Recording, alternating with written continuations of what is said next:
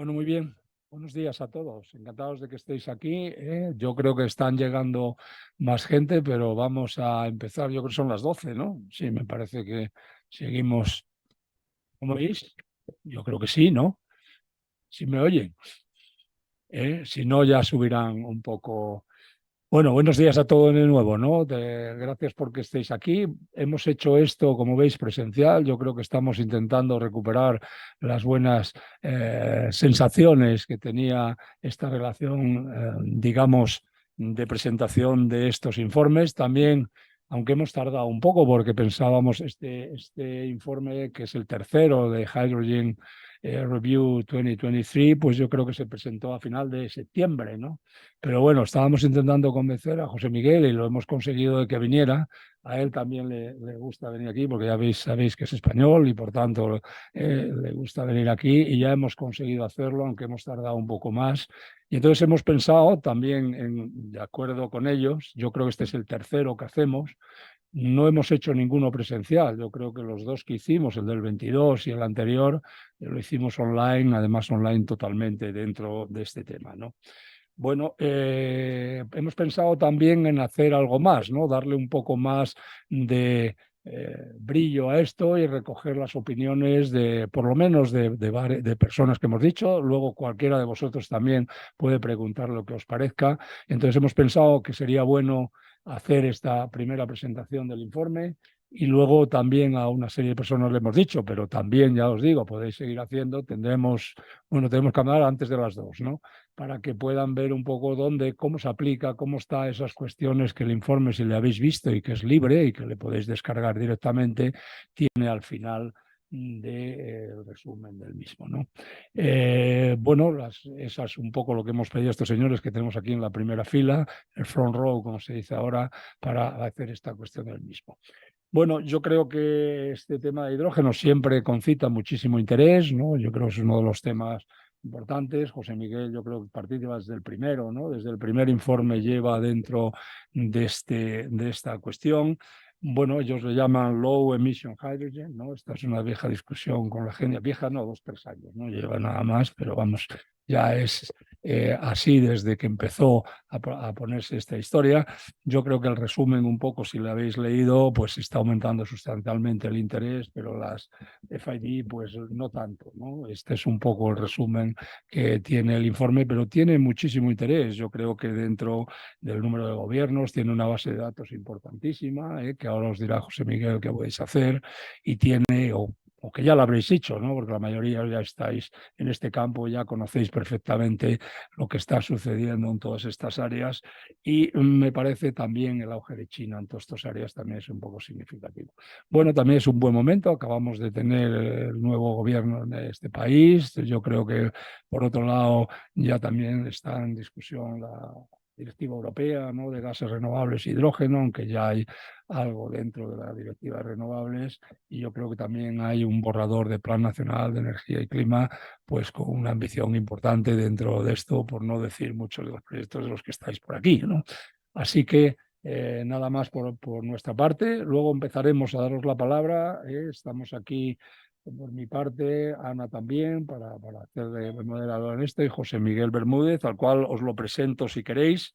Es ingeniero químico de la Universidad de Oviedo, estuvo en el Instituto Nacional de Carbón, allí empezaste, ahora se llama de carbono, no de carbón, ya me lo han corregido a mí en varias ocasiones, pero los que somos de por allí pues tenemos una tendencia a decir esto, se llama el Instituto Nacional del Carbono ahora mismo dentro del CNAP, y luego trabajó en el Reino Unido, en el Imperial College, y luego yo creo que se ha empezado la agencia en el 2020, tengo aquí, ¿no, José Miguel? Pues nada, cuando quieras empiezas a la presentación, ¿vale? Bueno, pues muchas gracias. Yo creo, no, para arriba, A ver. que quede relativamente cerca. Y has probado que... Perfecto. Sí, sí, hicimos ahí una prueba rápida al principio para evitar sorpresas, aunque bueno, siempre puede haberlas. Trataremos de improvisar. Bueno, muchísimas gracias por la presentación, Arcadio. Buenos días a todos.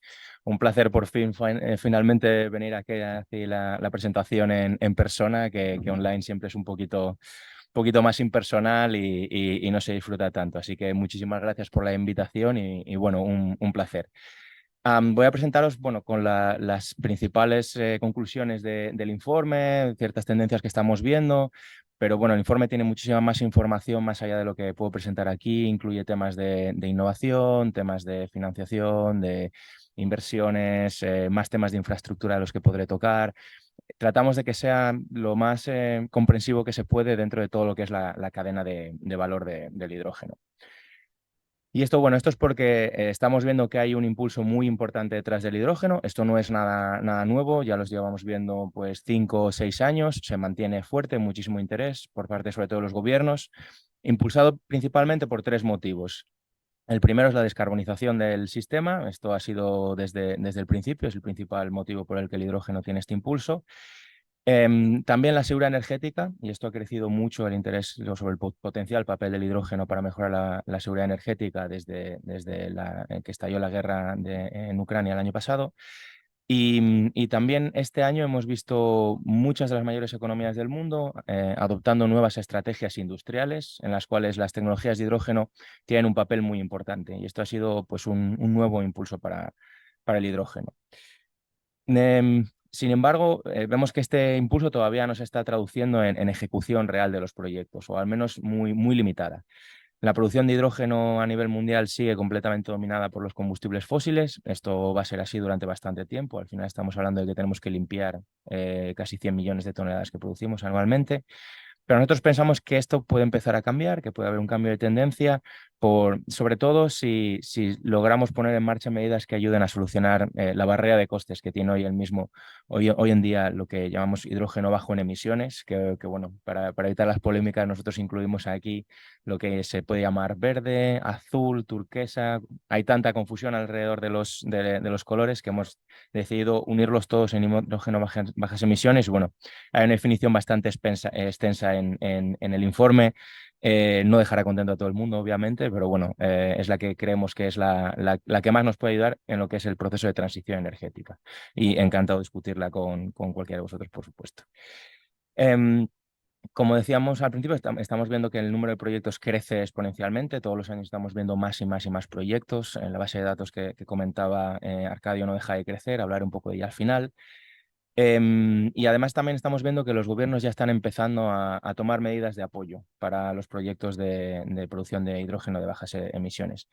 Sin embargo, sigue habiendo barreras y la primera es que desde el anuncio de estos programas hasta que estos programas se implementan o que los fondos se ponen a disposición de la gente, de los promotores de proyectos, pues pasa una cantidad de tiempo bastante importante y esto está retrasando muchas de las inversiones. Y además, bueno, pues estamos viviendo un periodo inflacionario que obviamente ha aumentado muchísimo los costes de los equipos, pero también los costes de financiación, que son tremendamente importantes en el caso del hidrógeno y especialmente el hidrógeno renovable.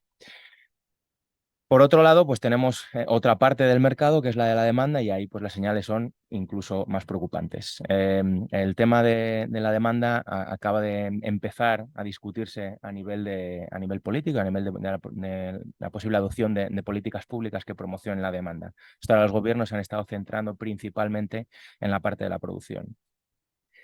Por parte del sector privado también estamos viendo algún movimiento, estamos viendo algunos acuerdos de compra, pero la mayoría son bastante escasos, son pequeños y generalmente no son vinculantes, que eso al final pues, genera unas señales de demanda bastante débiles o bastante inciertas. Entonces, bueno, en este año en el informe, aparte de hacer un seguimiento como hacemos todos los años, hemos tratado de identificar aquellas áreas donde pensamos que tanto gobiernos como sector privado tienen que centrar sus esfuerzos para que ese impulso de que hablaba al principio pues, se transforme realmente en una realidad y no pasemos por otro momento de estos de ciclos de burbuja del hidrógeno, ¿no? Pero bueno, vamos a empezar con algunos mensajes o algunas noticias un poco más positivas que vienen del sector de la electrólisis. La capacidad de electrólisis instalada ha estado creciendo en los últimos años, lo único que lo ha hecho desde una base bastante baja. En el año 2022 alcanzó 700 megavatios a nivel global, que es en torno a un 20% de incremento con respecto a 2021. Y en 2023 pensamos que puede ser un año de cambio, ¿eh? Hemos visto que hay bastante aceleración y teniendo en cuenta solamente aquellos proyectos que están en construcción o que han alcanzado una decisión final de inversión, pensamos que la capacidad instalada a nivel global puede superar los 2 gigavatios al final del año. De hecho, ya antes del verano, en el momento que empezamos a hacer el informe, ya habían entrado en operación 400 megavatios la mayoría de ellos en China. Y esto es otro de los cambios de tendencia que hemos visto. Si vamos al 2020, China tenía aproximadamente un 10% de la capacidad global instalada. Nosotros pensamos que al final de este año va a tener más de la mitad de la capacidad instalada en todo el mundo. Cuando miramos a 2030, pues las perspectivas son bastante impresionantes, viendo todos los proyectos que están anunciados, todos los que por lo menos nosotros hemos logrado conocer. Vemos que que podría haber 420 gigavatios de capacidad instalada a nivel mundial, que es un 75% superior a la estimación que teníamos con los proyectos anunciados en 2021. En cuanto al tamaño de los proyectos, también estamos viendo un cambio de tendencia. Hoy en día solamente tenemos 2 instalaciones en todo el mundo que superan los 100 megavatios de capacidad instalada y vemos que 3/4 partes más o menos de todos los proyectos anunciados pues están en torno al gigavatio o por encima. Pero obviamente no todos son buenas noticias, ya me ha hecho un poco de spoiler Arcadio, pero bueno, cualquiera que haya visto el informe ya lo sabe. Muy pocos de estos proyectos están realmente avanzados. Cuando analizamos la madurez de estos proyectos, vemos que solamente en torno al 3% de ellos han por lo menos alcanzado una decisión final de inversión y más de la mitad están en etapas muy tempranas de desarrollo. Además de número y tamaño, también estamos viendo que los proyectos están creciendo a gran velocidad en diversidad geográfica. Hoy en día, con los proyectos que tenemos sobre la mesa, vemos que hay en torno a 14 gigavatios de capacidad de electrólisis que están en lo que podemos llamar estados avanzados, es decir, que están operativos, que están en construcción o que han alcanzado una decisión de inversión, principalmente en China y en Europa. Aunque hay diferencias significativas. En China vemos bastantes menos proyectos, pero son bastante más grandes. Ahí tenemos 14 plantas, por lo menos, de 100 megavatios o más, que podrían estar operativas ya el año que viene. Sin embargo, en el caso de Europa vemos una enorme cantidad de proyectos, pero tienden a ser bastante más pequeños, con algunas excepciones. Podemos pensar en el Hydro en Holland, que está en torno a 200 megavatios, por ejemplo. En el Medio Oriente, pues vemos muy poquitos proyectos, como podéis ver en el mapa, pero entre ellos incluye el mayor proyecto del mundo que está ahora mismo en construcción, que es el proyecto NEOM en Saudi Arabia, que obviamente ha llegado a una decisión de inversión pues, con unas condiciones bastante favorables, no solo en el tema de la disponibilidad de buenos recursos renovables, también de financiación. Si tenemos en cuenta todos los proyectos, también estos que están en estudios de viabilidad o incluso proyectos que son simplemente a nivel concepto todavía, vemos que la diversidad geográfica se extiende enormemente. Hoy en día hay más de 100 países en el mundo que tienen un proyecto al menos en consideración. Europa sigue representando en torno a un tercio de estos proyectos anunciados, pero vemos que hay muchas regiones con enorme potencial renovable, como puede ser Australia, como puede ser América Latina, que entre las dos pues juntan en torno a otro tercio o seguidas, por ejemplo, por África, que hay mucho interés, pero también muchas barreras por la incertidumbre o la dificultad de llevar a cabo proyectos en estos países. Y bueno, pues hablando un poquito más allá, los electrolizadores, la electrólisis no es la única forma que nosotros entendemos que hay de producir hidrógeno en bajas emisiones. Hay también otras rutas, como por ejemplo los combustibles fósiles con captura de carbono, utilización y almacenamiento, que también pueden desempeñar un papel importante en el escalado de la producción de hidrógeno de bajas emisiones. Juntando las dos rutas de producción, nosotros estimamos que si todos los proyectos anunciados se materializasen, podríamos alcanzar 38 millones de toneladas de hidrógeno de bajas emisiones, comparado con en torno a 700 kilotoneladas que tenemos hoy en día. Al observar la distribución geográfica de los proyectos, pues vemos diferencias bastante significativas. Como comentaba antes, los proyectos de electrólisis tienen una enorme diversidad geográfica, pero cuando vamos a los proyectos de combustibles fósiles con captura de carbono, vemos que Norteamérica tiene en torno al 50% de estos proyectos y Europa al otro 40%. Solo un 20% de ellos quedan distribuidos en el resto del mundo. Y en términos de madurez, pues también vemos importantes diferencias. Como hablaba antes, más de la mitad, o casi prácticamente la mitad de los proyectos de electrólisis están en etapas muy iniciales. Sin embargo, los proyectos de fósiles con captura de carbono pues tienden a estar un poco más avanzados. Sin embargo, cuando llegamos realmente a los proyectos avanzados, y vuelvo a insistir, aquellos que están en operación, en decisión final de inversión o en construcción, vemos que la situación es bastante parecida y en total tenemos en torno a un 4% de todos los proyectos anunciados. Esto puede verse como algo muy pequeño, y lo es, pero si lo comparamos con respecto al año pasado, se ha duplicado. Es decir, el porcentaje sigue siendo el mismo, pero con el crecimiento de los proyectos vemos que lo que es la capacidad total ha aumentado hasta 2 millones de toneladas. Aún así, como decimos, hay un progreso bastante lento y esto pues al final se debe a barreras que podíamos esperar ya de hace años cuando pensamos en un sector que tiene que desarrollar nuevas cadenas de suministro, prácticamente desde cero en muchos casos y que además son muy complejas. Y podemos comentar pues, incertidumbres en torno a la demanda, que tocaré más adelante, falta de claridad en las regulaciones, que bueno, por ahora en Europa nos vamos acercando a mayor de esta claridad, pero no fue el caso hasta hace muy poco. Falta de infraestructura y muchos de estos problemas, como decía, que se han agravado con la inflación, que es el siguiente tema en el que quería abordar, ¿no? Centrándonos en este tema de la inflación, pues bueno, está afectando a la economía desde mediados del año pasado, más o menos, y esto ha aumentado significativamente los costes de los equipos, pero sobre todo los costes de financiación que afectan muchísimo a proyectos de hidrógeno renovable. Algunos proyectos que tenían estudios de viabilidad terminados antes de mediados del 2022, pues han tenido que repetirlos y hemos visto aumentos de costes de esos proyectos hasta un 50%, con diversos factores aquí en juego. En primer lugar, el coste del propio electrolizador. Al final, los electrolizadores pues, tienen materiales caros que están muy afectados por la inflación y hemos visto que han aumentado significativamente. El coste de instalar un electrolizador en 2022 osciló entre 1.500 y 1.800 euros por kilovatio, que supone aproximadamente un 9% de aumento con respecto a los costes instalados en 2021. Por otro lado, el coste de la electricidad renovable también se ha visto afectado, obviamente, y la inmensa mayoría de los proyectos de electrólisis que hemos anunciado pues pretenden utilizar electricidad renovable. Juntando el aumento en el coste del electrolizador y el aumento del coste de la electricidad renovable, hemos visto en torno a un 20% de incremento del coste de los proyectos. Pero el mayor impacto viene del incremento en el coste del capital, en los costes de financiación.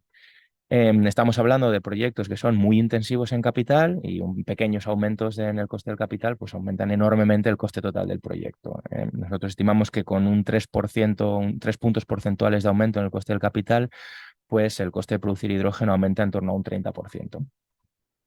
Este efecto ha sido muchísimo más significativo en Europa de lo que ha sido en China, pero al final la inflación deprime la inversión en todos los sectores y en todo el mundo. Y esto está afectando y está retrasando muchos de los proyectos que además se encuentran con otro problema cuando hablamos de la financiación pública, pues la misma financiación pública puede cubrir a muchísimos menos proyectos porque cada proyecto tiene mayores necesidades de financiación para poder ser rentable. Sin embargo, esto al final es un periodo alcista, esto no va a ser permanente y estamos ya viendo pues, que las cosas se están relajando. Incluso algunos, por ejemplo, en el caso de algunos productores, fabricantes de electrolizadores, ya dicen que algunos de sus materiales ya no están aumentando en coste o algunos incluso están empezando a ver pequeños descensos. Con lo cual pensamos que el impacto no va a ser tanto en cancelaciones de proyectos como en retrasos en la ejecución de estos proyectos. Y dado, como digo, que esperamos que este impacto sea temporal, pues bueno, nosotros todavía somos optimistas en cuanto a la evolución del coste de producción de hidrógeno en el medio a largo plazo y de cómo este puede bajar si se pone en marcha pues, políticas agresivas y seguimos viendo pues, reducción de costes por innovación, por mejora de la tecnología y reducción de costes en el sector renovable. Para darnos una idea de cuánto pensamos nosotros que podría disminuir el coste de producción de hidrógeno renovable en un escenario ambicioso de políticas energéticas, pues nosotros pensamos que nuestro escenario de cero emisiones netas a 2050 es un buen escenario para ver el caso más optimista, ¿no? Y en este caso nosotros vemos que la producción de hidrógeno renovable podría acercarse a 1,5 dólares por kilogramo para el 2030 en algunas regiones del mundo donde hay muy abundantes recursos renovables. Además, como podéis ver en la diapositiva, vemos unas diferencias muy importantes en los costes de producción entre diferentes regiones y sobre todo entre diferentes regiones, algunas que no tienen una gran demanda hoy en día y otras que sí lo tienen, ¿no?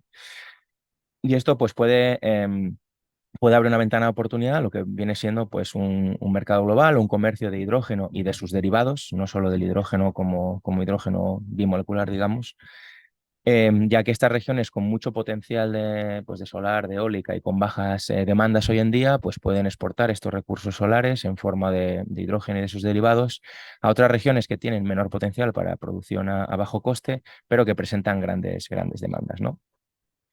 Entonces, bueno, siguiendo un poco con este tema del comercio internacional del hidrógeno y de sus derivados, pues lo primero que queremos señalar es que hoy en día se limitan a unas cuantas tuberías en zonas industriales de Francia, de Bélgica y de Alemania, y a una serie de proyectos piloto que pretenden demostrar pues el transporte de hidrógeno licuado en barco.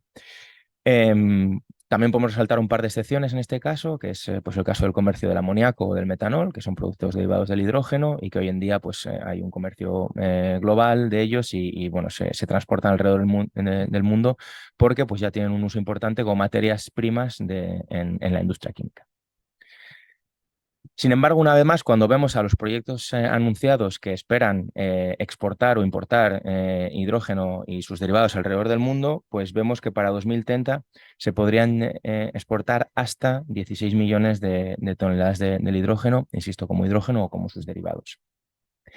Estos proyectos representan en torno al 40% de todos los proyectos anunciados, lo que indica que esta idea de que pueda desarrollarse un mercado global es un motivo por el que muchos de los promotores de proyectos se sienten motivados a llevar este tipo de retos. Vemos que Australia alberga en torno a un tercio de estos proyectos anunciados, pero bueno, esto tiene una explicación, tiene un potencial de recursos renovables enorme y además tiene mucha proximidad del mercado asiático, que en el caso de Japón y Corea, pues pensamos que pueden ser grandes importadores de hidrógeno y sus derivados, porque tienen muy poca capacidad de producción a costes asequibles y además van a tener bastante demanda. Y tienen una estrategia muy orientada hacia la adopción del hidrógeno como vector energético, con lo cual parece que van a ser pues, los mayores mercados de importación. América Latina y América del Norte también estamos viendo un incremento en el número de los proyectos y pues representan en torno a un tercio del volumen. Mientras que en el lado de la importación vemos que Europa está hoy en día a la cabeza, entendemos que muy impulsada obviamente por los objetivos de descarbonización de la región y la dificultad de producir hidrógeno a coste bajo, pero también pues por anuncios políticos muy importantes, muy ambiciosos, como fue el REPowerEU el año pasado.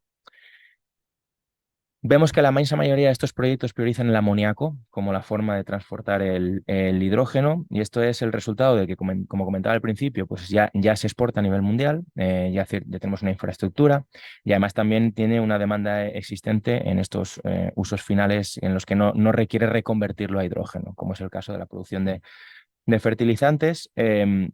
O algunas nuevas aplicaciones, como puede ser combustible para barcos o para la generación flexible de electricidad. Pero bueno, a pesar de este enorme interés que estaba destacando, pues vemos que aún estamos muy lejos, probablemente mucho más lejos de lo que es el total de los proyectos que hemos comentado al principio, de realizar este mercado global por distintas barreras. Una, por ejemplo, es que 3/4 de estos proyectos no han identificado un posible comprador. El otro tercio lo ha identificado, no significa que lo haya asegurado, pero al menos han identificado a quién podrían exportarle este hidrógeno. Y además, pues otros 3/4, incluso algunos de estos proyectos con posible comprador, están en estados de desarrollo muy tempranos. Esto ha provocado que a día de hoy solo habíamos visto 3 proyectos en todo el mundo orientados a la exportación de hidrógeno y sus derivados que hayan alcanzado una decisión final de inversión. Siguiente aspecto que me gustaría cubrir es el caso de la infraestructura. Va a ser necesaria para el comercio, pero incluso para proyectos más domésticos, ya que en muchos casos será la responsable de unir las zonas donde vayan a estar los proyectos de producción con los mejores recursos renovables y donde va a estar la demanda que no siempre coinciden. Y además también pues, será necesaria una infraestructura de almacenamiento para poder responder a posibles interrupciones del suministro y garantizar pues, la resiliencia del sistema, ¿no? Y creo que en esto hemos aprendido bastante en el último año con el tema del gas. Hemos visto un gran aumento en el número de proyectos anunciados por ejemplo, para redes de transmisión, para tuberías de transmisión, tanto a través como dentro de los países en este último año, con una suma de todos estos proyectos que alcanza en torno a los 30.000 kilómetros de tubería para 2030. Algo que vemos como muy positivo porque estaría en línea con las necesidades de nuestro escenario de emisiones netas cero para 2050, ¿no? La mayoría de estos proyectos se encuentran en Europa, es la región más avanzada a la hora de pensar en este tema de proyectos de infraestructura, pero sin embargo estamos viendo que otros países como China o como Oman tienen proyectos en cierta envergadura e incluso en desarrollo en algunos casos. Además, aunque hoy en día no existe ninguna tubería de transmisión de hidrógeno en marina, pues hemos visto proyectos interesados en desarrollar también este tipo de infraestructura en el Mar del Norte, en el Báltico o en el Mediterráneo, con la idea de unir el norte de África y Europa. Sin embargo, un mensaje que llevo repitiendo toda la presentación es, afortunadamente, menos de 100 kilómetros de estos 30.000 han alcanzado una decisión final de inversión o están en construcción. Una vez más debido a incertidumbres en la evolución de la demanda, incertidumbres de cómo va a evolucionar también la producción, marcos regulatorios inexistentes o todavía muy inciertos, y también a las grandes escalas que presentan estos proyectos. Al final, una tubería de transmisión puede transportar hidrógeno en el orden de gigavatios. Estamos hablando de que pues, no tenemos esta capacidad de producción ahora mismo en ningún proyecto. Em, La situación, bueno, se me olvidó un último tema, y es que estamos viendo en el caso de Europa procesos llamados manifestaciones de interés que ya están ocurriendo, ¿no?, en numerosos países de Europa. Estos son procesos que típicamente incluyen una etapa inicial que no es vinculante para tratar de entender pues, el tamaño del mercado y realizar estudios de viabilidad, y una segunda etapa que ya suele ser vinculante y para contratar una cierta capacidad de transmisión y que esperamos que pues, pueden ser el primer paso para alcanzar estas decisiones finales de inversión. En el caso del almacenamiento, la situación es un poquito más preocupante, ya que pues, cuando vemos todos los proyectos anunciados, vemos que pueden suponer en torno a 5 teravatios hora para 2030. Y para poner esto en perspectiva, pues la capacidad actual que tenemos de almacenamiento de gas son 5.000 teravatios, o sea, son 1.000 veces más. Estos 5 teravatios, teravatios hora, perdón, al contrario, en el caso de las redes de transmisión, están muy por debajo de nuestro escenario de emisiones cero netas para 2050. Y además, pues en este caso no es que haya pocos proyectos en decisión final de inversión, es que no hay ninguno, por lo menos al día en que publicamos el informe en septiembre.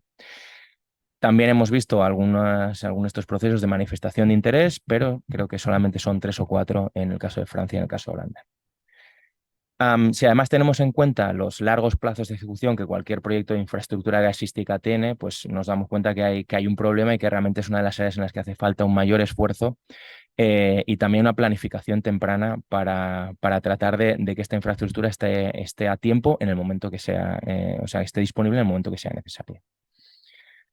Bueno, he hablado de producción, infraestructura, comercio y quiero finalizar pues tratando el tema de demanda, que es la gran pieza del puzzle que creemos que hoy en día falta.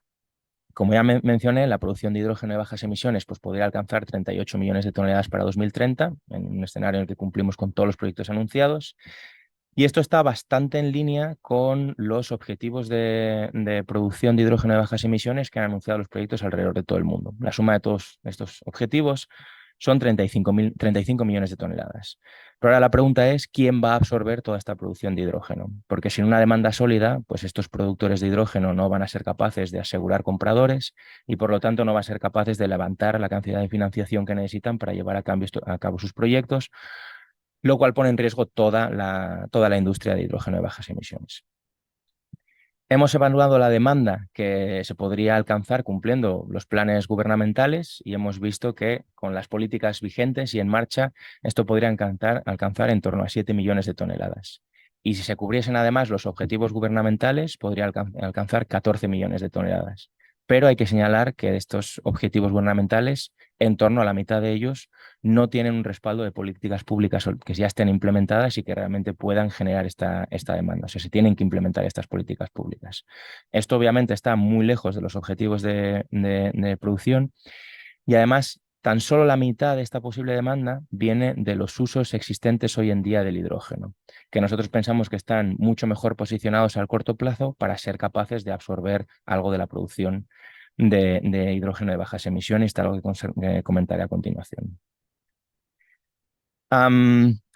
También hemos visto que tanto el gobierno como el sector privado han lanzado varias iniciativas internacionales de cooperación con el objetivo de acelerar en la adopción de tecnologías limpias, algunas de las cuales tienen como objetivo la agregación de demanda de hidrógeno. Sin embargo, cuando analizamos estos objetivos o estos compromisos de estas iniciativas, vemos que pueden generar una demanda de en torno a 1 a 3 millones de toneladas, con lo cual es muy incierta la señal que envían. Y además, pues el impacto real de estas iniciativas aún está por ver. Y esto hemos visto que ha sido el caso también en muchas iniciativas de otras tecnologías limpias. Otra observación importante, repitiendo lo que comentaba de los objetivos gubernamentales, es que la inmensa mayoría de estas iniciativas además tienen un foco en nuevas aplicaciones del hidrógeno, que, como digo, pues tienen mayores retos a la hora de adoptar hidrógeno de bajas emisiones, y no hay ninguna iniciativa que tenga como objetivo trabajar en el sector del refino o en el sector químico, que son los que realmente hoy en día están utilizando el hidrógeno. Finalmente, por parte del sector privado, pues también se han hecho compromisos, hemos empezado a ver acuerdos de compra, pero como decía al principio, aún están sucediendo muy lentamente, son pequeños y en la inmensa mayoría pues son acuerdos muy preliminares y no vinculantes. Podrían alcanzar 2 millones de toneladas, pero la mitad de estas 2 millones de toneladas son acuerdos no vinculantes que son muy inciertos a la hora de saber si van a ir hacia adelante o no. Y en este tema de creación de la demanda, como decía antes, me gustaría destacar el papel crucial que tienen los usos existentes del hidrógeno para facilitar la expansión del uso del hidrógeno de bajas emisiones. Cambiar del hidrógeno fósil sin ningún tipo de medida de mitigación a hidrógeno de bajas emisiones en sectores como el refino o como el sector químico presenta un riesgo tecnológico mucho menor que su adopción en nuevas aplicaciones como puede ser la industria pesada, el transporte o la generación eléctrica. Esto se puede observar en la cantidad de proyectos de producción que han alcanzado una decisión final de inversión, que la inmensa mayoría de ellos pues, están basados en este tipo de usos, particularmente en el amoníaco, que parece el que a corto plazo el que está mejor posicionado. Sin embargo, no podemos olvidar estas nuevas aplicaciones, particularmente aquellas que van a ser claves en lo que nosotros consideramos que puede ser un futuro de cero emisiones netas. Y hablamos del acero, hablamos del sector marítimo o de la aviación. Aunque las aplicaciones existentes tienen que ser la principal prioridad, no debemos olvidar ni tenemos que dejar atrás estas otras tecnologías que pueden adoptar el hidrógeno y que nos van a ayudar a caminar hacia un futuro de cero emisiones netas. En el caso de usos existentes, pensamos que hay que acompañar los programas de apoyo con regulaciones que animen al sector privado a utilizar este hidrógeno de bajas emisiones, como pueden ser cuotas o mandatos. Pero en el caso de estas tecnologías, nuevas tecnologías, además de estas políticas de estimulación de la demanda, es muy necesario poner en marcha programas de desarrollo, de innovación y de demostración de estas tecnologías. Finalmente, quería concluir brevemente cuáles fueron las recomendaciones de políticas públicas del informe para dar paso a la mesa redonda, empezando porque creemos que es urgente que los gobiernos pongan en marcha los programas de apoyo a la producción y el uso de hidrógeno de bajas emisiones. Como decía, muchos de estos programas se han anunciado, pero hay mucho retraso entre cuando estos son anunciados y cuando los fondos se ponen a disposición de los productores o de los promotores de los proyectos, lo cual está retardando las decisiones de inversión. Hay que hacer un esfuerzo en tomar medidas para estimular la demanda de hidrógeno de bajas emisiones, especialmente en los usos existentes del hidrógeno. Hay que poner en marcha programas de apoyo, pero también regulaciones que fomenten el uso de este hidrógeno de bajas emisiones, particularmente en usos existentes a través de cuotas o mandatos. Aquí pensamos que el sector privado también tiene que aportar su granito de arena y nosotros hemos propuesto que se establezca una iniciativa de cooperación internacional basada en la agregación de demanda en el sector del refino o en el sector químico, que son los que hoy en día ya utilizan el hidrógeno. Creemos que es muy necesario fomentar la cooperación internacional para permitir la certificación del hidrógeno, pero no solo la certificación, sino también el reconocimiento mutuo de certificados del hidrógeno. Los gobiernos están poniendo en marcha sus propias regulaciones, que en muchos casos tienen una cierta alineación, pero en muchos casos tienen unas diferencias muy importantes. Y esto puede conducir a una fragmentación global del mercado. Entonces, nosotros pensamos que el establecimiento y reconocimiento mutuo de certificaciones puede ser una manera de minimizar esta fragmentación y facilitar una cierta interoperabilidad. Y también pensamos que la utilización de medidas como de parámetros como la intensidad de emisiones de carbono en la producción de hidrógeno puede facilitar este reconocimiento mutuo de certificados. Creemos que es necesario abordar urgentemente ciertas barreras regulatorias, especialmente en el caso de la concesión de licencias y de permisos para proyectos. Es importante tener un marco regulatorio estable, obviamente, pero también tiene que equilibrarse a la madurez del mercado. Establecer un marco regulatorio muy estricto en un mercado que realmente todavía no existe, o que es muy naciente, desincentiva completamente la inversión. Además, pensamos que es muy urgente trabajar para mejorar los procesos de concesión de licencias y de permisos. Y sobre todo mejorar la coordinación entre las distintas autoridades que están involucradas en estos procesos, porque esto retrasa mucho los proyectos y esto tiene un impacto muy importante, particularmente en el caso de proyectos de infraestructura. Y finalmente pensamos que es muy importante apoyar a los promotores de proyectos para mantener el impulso durante este periodo inflacionario. Los gobiernos pueden tomar medidas que respondan a los riesgos financieros que estos promotores están tomando, y podemos pensar pues, en garantías de préstamo o en inversión pública en capital en proyectos en marcha. Y además pensamos que es importante aumentar el alcance regional de estos programas de apoyo. Como hablamos al principio, el alcance regional de los proyectos hoy en día es enorme, estamos hablando de más de 100 países, pero muchos de estos proyectos están en economías emergentes o en economías en desarrollo que no pueden afrontar estos proyectos por sí solas. Por eso pensamos que las economías avanzadas tienen que aumentar los compromisos recientes que han tomado en el tema de financiación concesional y fomentar la cooperación con estas economías emergentes para que puedan llevar a cabo proyectos pioneros y generar también industrias de hidrógeno en estos países que tienen un enorme potencial. Y bueno, esto es todo por mi parte. Ahora encantado de escuchar al resto de los expertos y tomar notas para futuros informes. Muchas gracias. Muchas gracias, José Miguel. No quería hacerte ningún spoiler, pero ya todos los de aquí, que son gente dedicada a esto, seguro que ha leído hasta el informe, ¿no? Ya con detalle la mayoría de ellos. No has comentado lo de la base de datos, pero yo creo que es un tema importante, ¿no? Que dijiste que ibas a hacerlo. Sí, eso es verdad, totalmente se me ha colado porque es el primer día que lo puedo hacer, además, o sea que además me hace ilusión poder hacerlo aquí por primera vez. Nosotros, bueno, llevamos 3 años ya publicando una base de datos. Esta base de datos se publicó a principios de este mes, pero además este año, además de la base de datos, hemos diseñado 2 nuevas herramientas para tratar de facilitar el uso de la información que hay en la base de datos. Una de estas herramientas es una herramienta online interactiva donde tenemos la información de todos los proyectos que tenemos. Es un mapa interactivo donde podéis ir y bueno, jugar para ver todos los proyectos que hay por país, la localización de estos proyectos, el tamaño de estos proyectos y qué tan avanzados están en su desarrollo. Eso es por un lado. Y por otro lado tenemos una nueva herramienta también interactiva en nuestra web para ver cuáles son nuestras proyecciones de costes en el escenario de cero emisiones netas para 2030 de la producción de hidrógeno a nivel global, excluyendo pues, zonas como por ejemplo pueden ser zonas protegidas, zonas de la UNESCO, parques nacionales. Y también pues, se puede jugar un poco para ver cuál es el impacto de mayores costes de financiación, de mayores costes de solar, de eólica y cuáles son pues, los balances que vemos óptimos de 100% solar, 100% eólica o proyectos híbridos. Entonces, estas son otras herramientas que de hecho las hemos lanzado el mismo viernes. Así que os animo a jugar con ellas y darnos vuestra... Te has dado una buena pista.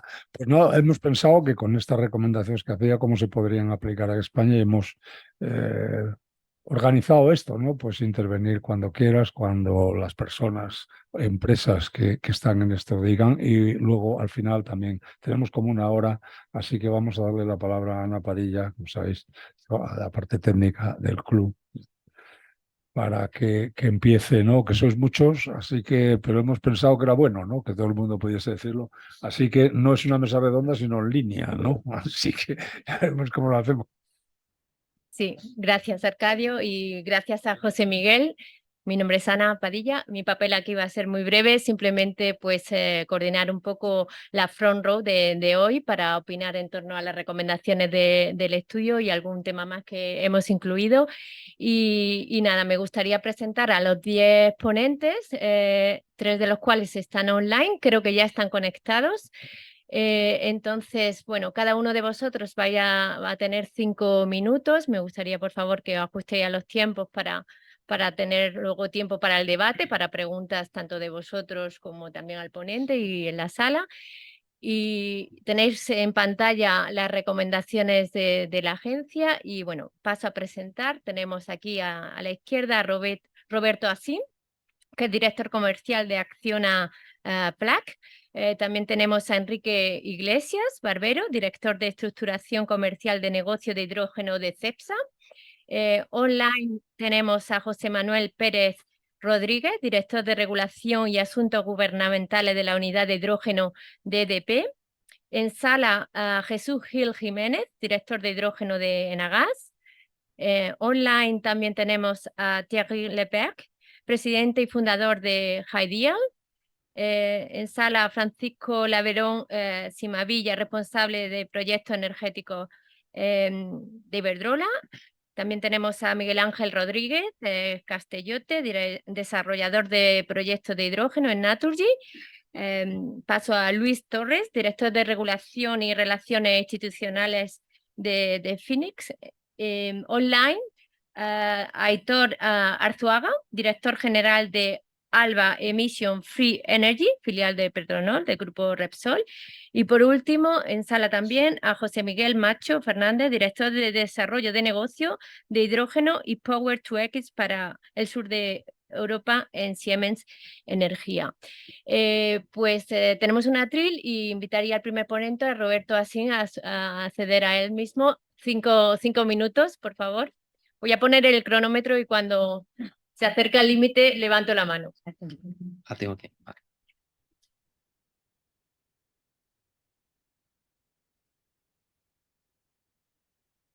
Pues buenos días a todos. Gracias a Arcadio, Ana, Club Español de la Energía, por invitarme a participar en esta sesión, ¿no? y compartir con ustedes pues, algunas reflexiones de este mundo del hidrógeno, ¿no? Pues aprovechando que estoy en el atril y con la chuletilla que tengo aquí, me gustaría refrescar algunas de las palabras que vienen en el paquete de recomendaciones del estudio que nos ha presentado José Miguel, ¿no? Aquí se habla de urgencia, se habla de atrevimiento, se habla de rapidez, de promoción, de apoyo. Yo diría que los mecanismos de apoyo o de apoyo al hidrógeno en España que tenemos ahora mismo en vigor, pues no están a la altura de estos calificativos, ¿no?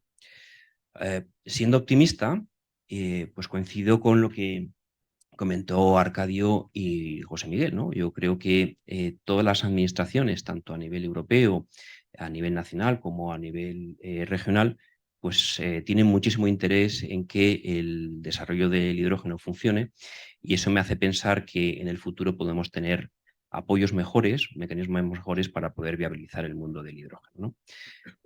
4 mensajes me gustaría compartir con ustedes, ¿no? El primero de ellos hace referencia a las medidas de apoyo a la producción y el uso de hidrógeno, pensando en una penetración masiva del mismo, ¿no? Pensando en que vamos a utilizar el hidrógeno para descarbonizar masivamente la industria y también pues, el transporte pesado, ¿no? que son, yo creo que, de los ámbitos más relevantes, ¿no? Lo cierto es que nuestra experiencia nos muestra que, hablando por ejemplo de la industria, existe un gap entre los costes que ahora mismo tienen que pagar los consumidores por la energía, más eventualmente los costes de CO2, están claramente por debajo de los costes de producción del hidrógeno, más todavía en este escenario que nos ha presentado José Miguel, ¿no? Y las medidas que tenemos en vigor, pues desde mi punto de vista, son insuficientes para cubrir ese gap, por lo menos a día de hoy, ¿no? Pensar que tenemos en vigor mecanismos de apoyo a la inversión con los fondos europeos, tenemos el programa de pioneros, tenemos el programa de cadena de valor, pero yo creo que eso hace insuficiente para cubrir ese gap que las industrias están dispuestas a pagar, ¿no? Para los precios que están dispuestos a pagar las industrias, ¿no? Y luego tenemos esta iniciativa del Banco Europeo del Hidrógeno, que está bien, es un programa a día de hoy piloto, 800 millones, 10 años, pues es una cantidad relativamente pequeña y yo confío pues, que en el futuro pues, vayan incrementándose y hagan realmente una medida que sea válida, ¿no? Lo que quiero decir con esto es que pensando en una penetración masiva, pues tenemos que ser más ambiciosos y establecer algún tipo de mecanismo más en línea de cubrir el OPEX, euros por kilo, más que profundizar en las medidas de apoyo a la inversión, que están bien, pero que son, desde mi punto de vista, insuficientes. El segundo mensaje tiene que ver con la estimulación de la demanda. Y se ha comentado antes, ¿no? Que creo que esto es uno de los grandes aspectos, ¿no? Quería deciros que nuestra experiencia cuando hablamos con clientes o potenciales clientes, pues es que existe muchísimo interés por explorar las opciones del hidrógeno, ¿no? Muchos concluyen que es clarísimamente una vía de futuro, pero no tienen ninguna urgencia para poder implementar estos cambios de combustible, ¿no? Da lo mismo que sea una medida que puedan tomar en 2027, 2030 o 2032, ¿no?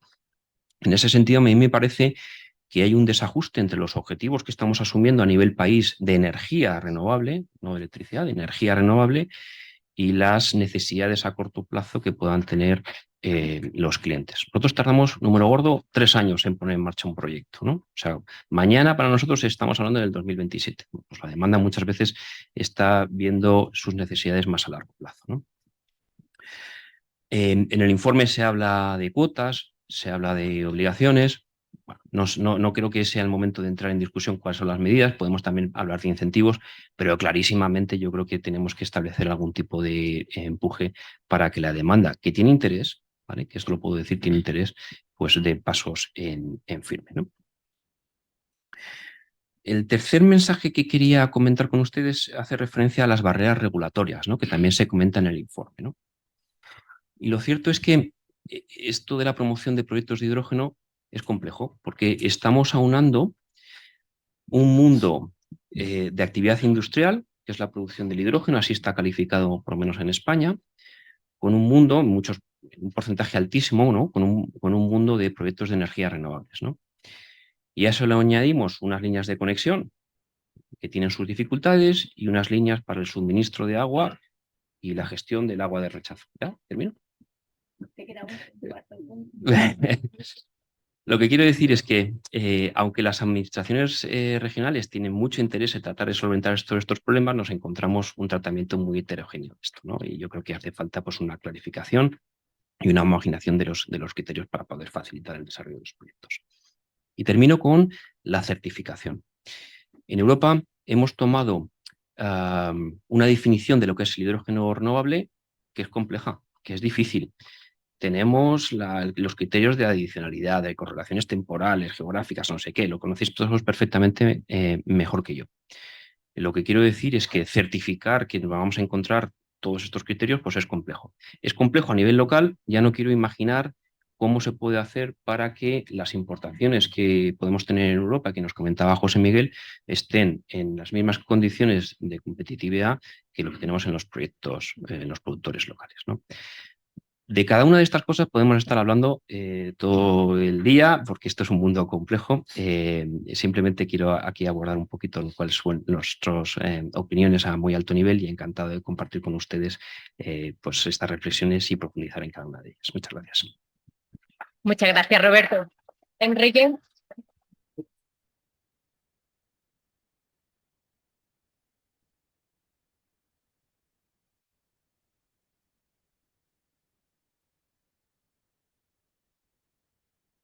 Buenos días a todos. Muchas gracias al club por la invitación. Gracias a José Miguel por la presentación y voy a ser concreto para que Ana no tenga que sacarme tarjeta amarilla. Las recomendaciones del informe y el informe en sí nos transmite muy bien cuál es la situación actual de este sector y las recomendaciones pues creo que todos consideramos que son pertinentes y además están todas muy interrelacionadas entre ellas. recurrimos al símil del dilema del huevo y la gallina, pero ahora mismo pues tenemos muchos huevos y muchas gallinas, ¿no? Y todos los que estamos hoy aquí pues dependemos unos de otros y nos miramos. El consumidor mira al productor, el productor mira al tecnólogo y todos miramos al desarrollador de infraestructuras, ¿no? Por entrar en algunas de las recomendaciones en mayor detalle y expresar la opinión que tenemos en CEPSA, sin duda es importante la certeza regulatoria. Y bueno, aquí se ha mencionado una cuestión y es que pues tenemos una cierta disputa entre cómo llamamos al hidrógeno, ¿no? Si le llamamos de bajo carbono o usamos los colores. Y esto es una cuestión que tendríamos que resolver, no tanto para definir el hidrógeno, que puede ser relativamente fácil, sino pensando también en qué se puede hacer con el hidrógeno y con cada tipo de hidrógeno. Y respecto a las ayudas, pues independientemente de su naturaleza, pues es muy importante también el que se pongan en marcha rápido, ya que son un elemento que se va a tener en cuenta para la toma de las decisiones firmes de inversión de los proyectos. Es necesario poder saber con qué ayudas contamos en ese momento. Y por entrar en mayor detalle en dos de las recomendaciones, pues a veces comparamos el momento en el que estamos en el hidrógeno con otras transformaciones relevantes que, bueno, los que llevamos muchos años en el sector de la energía hemos vivido, ¿no? Pero esta no se parece a ninguna otra. A veces lo comparamos con el momento de inicio de las renovables, pero en ese momento pues la electricidad circulaba por las redes y encendía las bombillas, ¿no? Y aquí lo que nos falta, sin duda, es la demanda.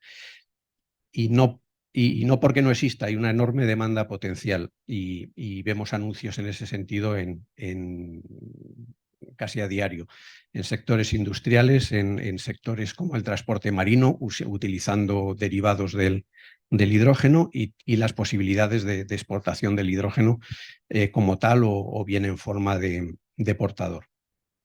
Y existen clientes, además, que están dispuestos y reconocen que darían ese paso y que lo que les falta es la certeza de que van a disponer a largo plazo del producto y que van a tener visibilidad en el precio. Y por eso ha mencionado Roberto el tema de las ayudas y cómo se diseñan, y efectivamente estamos de acuerdo en que las ayudas deberían ir más orientadas al OPEX que al CAPEX. El CAPEX tiene un peso relativamente bajo en el precio final del hidrógeno, y las ayudas al OPEX o mecanismos como los contratos de diferencia podrían dar al cliente final esta visibilidad de precio a largo plazo que a su vez le permitiera tomar la decisión de cambio al hidrógeno como fuente de energía. Y sin duda son importantes también las medidas de fijación de cuotas, y en ese sentido pues la Unión Europea está anunciando varias de ellas, y tanto para sectores como el sector industrial, el sector marino o el sector de aviación. Y el otro aspecto que yo quería abordar es el tema de la cooperación internacional. Pensando en que España puede convertirse en un exportador de hidrógeno por las condiciones que tiene de recurso renovable y el déficit que observamos en otros países, fundamentalmente del noroeste de Europa, pues la existencia de una claridad en las garantías de origen es un elemento muy importante.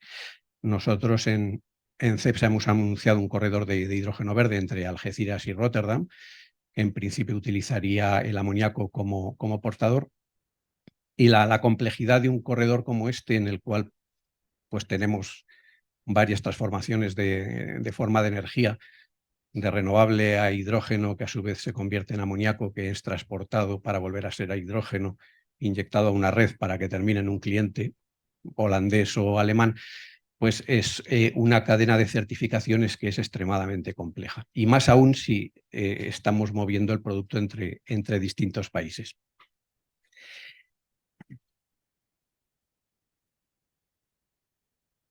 Y por eso es importante tanto el reconocimiento mutuo entre países de estas garantías, y la nominación de entidades certificadoras que puedan ser reconocidas por todos los agentes a nivel europeo.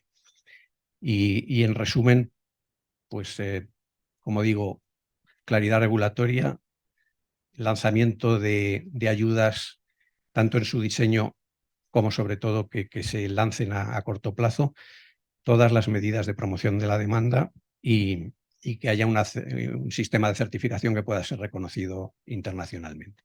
Y eso es todo por mi parte. Muchas gracias. Muchas gracias, Enrique. Pasamos ahora, si está listo, a José Manuel Pérez de EDP, que está conectado online. Hola, ¿se me escucha? Sí. Estupendo, espero que se me escuche bien. Empiezo entonces, ¿no? Sí, por favor. Muy bien.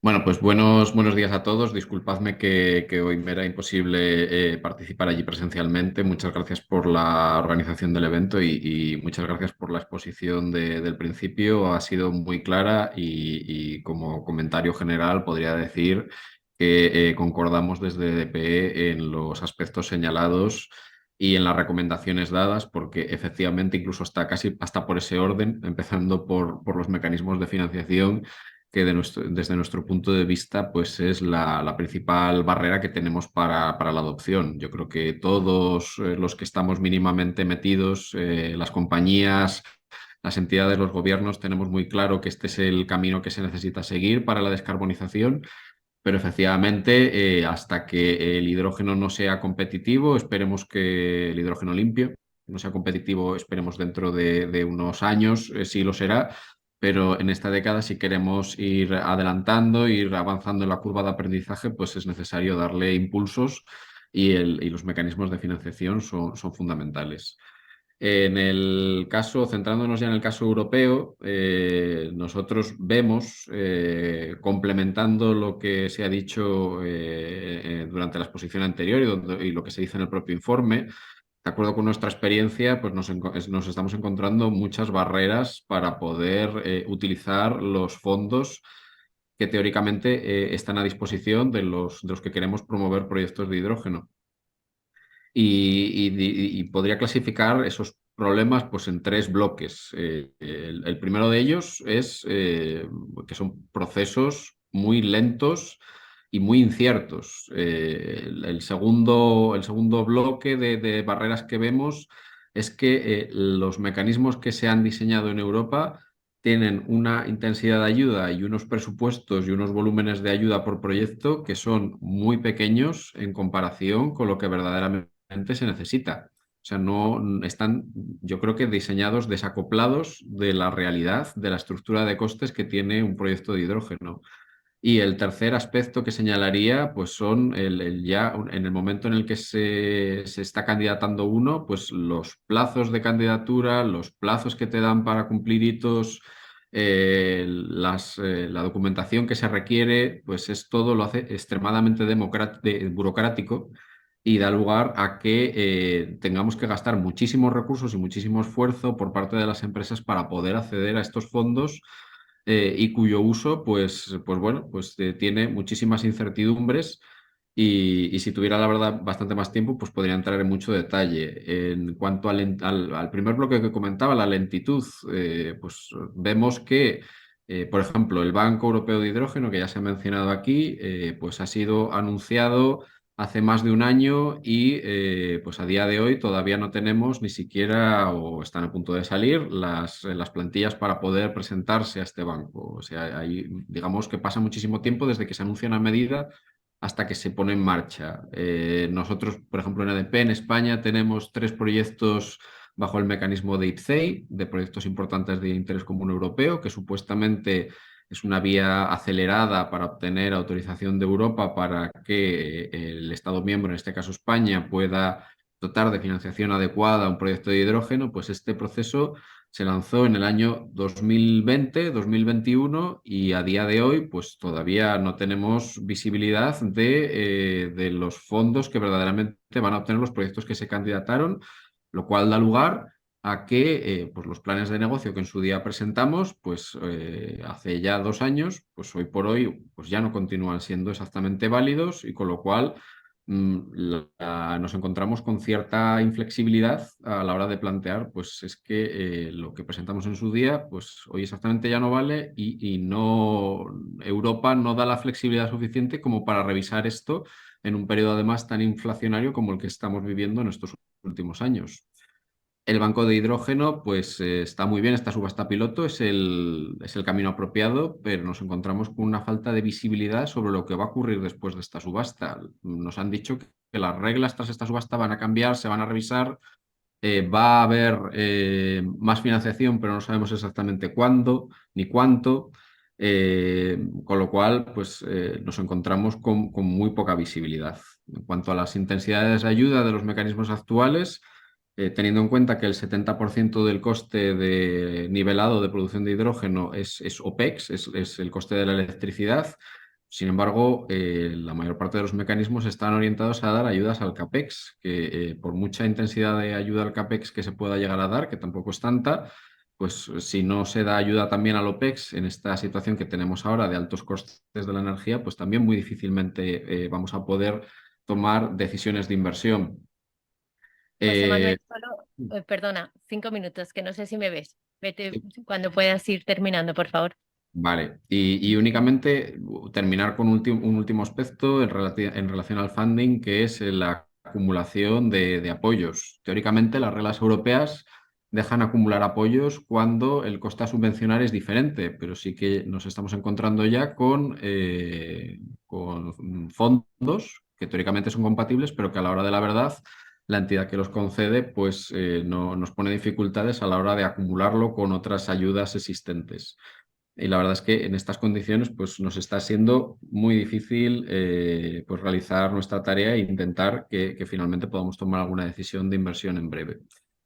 Si hubiera tenido más tiempo hubiera comentado alguno de los otros aspectos, pero bueno, por falta de tiempo pues lo dejamos aquí.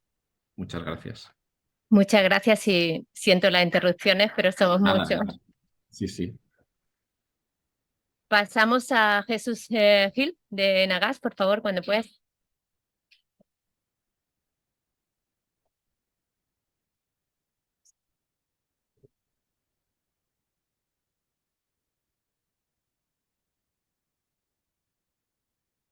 Venga, muchas gracias.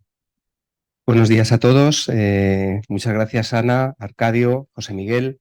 Gracias por estar aquí, por estar aquí hoy y por darnos la oportunidad de estar aquí con vosotros. Bueno, nosotros estamos encantados, vamos a decirlo así, y enhorabuena por el informe. Hemos trabajado también en él y nos parece que recoge de una manera bastante certera la realidad de cómo están en estos momentos las cosas, ¿no? También comentaba Enrique antes que al final el productor mira al comprador y al final el comprador y el productor acaban mirando a la infraestructura, ¿no? Entonces, bueno, pues en eso estamos nosotros. Nosotros estamos en la parte de las infraestructuras, en el desarrollo de ese potencial mercado del hidrógeno y también ha comentado José Miguel en su estudio que efectivamente aquí también en España se ha lanzado una consulta a nivel general precisamente para contextualizar ese futuro mercado y ese potencial mercado y las infraestructuras que lógicamente puede requerir ese mercado. Yo la única cuestión que me gustaría comentar del estudio, y veo que se está recalcando constantemente, digamos, los incentivos y las posibles ayudas tanto a la producción como a la demanda. Nosotros en Enagas somos muy conscientes de que para que haya un mercado es necesario fundamentalmente unas reglas del juego y sobre todo demanda. A partir de que haya unas reglas del juego claras y demanda, se generará un mercado. Y por supuesto también tenemos claro que las infraestructuras van detrás de todo esto, es decir, las infraestructuras tendrán sentido y el coste de análisis-beneficio de esas infraestructuras tendrá sentido si efectivamente existe una oferta y existe una demanda. Pero también nos gustaría recalcar que es verdad que se está poniendo mucho acento en ayudas y apoyo, digamos, a la parte de producción y a la parte de demanda, pero también las infraestructuras necesitan un cierto apoyo. Necesitan un cierto apoyo porque al final, si no, es bastante complicado y complejo desarrollar un parque de infraestructuras para de alguna manera llegar a cubrir los escenarios de demanda que marca, por ejemplo, REPowerEU con 20 millones de toneladas de hidrógeno y hacer que 20 millones de toneladas de hidrógeno estén dando vueltas por Europa, si no hay infraestructura es bastante complicado que eso pueda pasar, ¿no? Al final, además, la infraestructura creo que también es importante remarcar que vertebra territorios, permite estructurar, digamos, los territorios y darle un sentido a todo esto. Además, incorpora y crea valor en zonas de transición energética, en zonas de transición justa, muchas de ellas afectadas por la transición energética. La infraestructura abre la posibilidad, digamos, a realizar nuevas actividades en esos territorios y también coincidimos con la visión, en este caso, de la agencia, en el sentido de que es verdad que la tramitación y el marco normativo hay que seguirlo trabajando y hay que seguirlo avanzando. Es verdad, y nosotros ahora mismo cerramos los ojos y miramos, vamos a decirlo así, tampoco tanto, 2 años a esta parte y creemos que se han ido dando pasos en la buena dirección, pero hay que seguir trabajando en todo esto. Es verdad que en estos momentos en Europa existe un proceso de diálogo entre Consejo, el Parlamento y la Unión, para de alguna manera terminar de definir ese reglamento de redes y digamos, esa regulación que tiene que venir para todo el marco regulatorio tanto del gas natural como de los gases renovables y del hidrógeno. Creemos que todo esto evidentemente acabará dando certidumbre, pero es verdad que hay que seguir avanzando y que luego las transposiciones a los países también llevan su tiempo. Es decir, si ya de por sí se estaba comentando antes, desarrollar una infraestructura entre que empiezas y te pones hasta que la tienes perfectamente autorizada, más luego la construcción te puede llevar años. Si efectivamente a esto no se le acompaña un proceso de agilidad en la transposición de las directivas, pues es bastante complicado. Y luego estamos totalmente alineados con el tema de la cooperación internacional y los corredores. Creemos, y yo creo que la base en este caso de la infraestructura de hidrógeno, y así lo remarcaba claramente REPowerEU, marcaba 5 grandes corredores.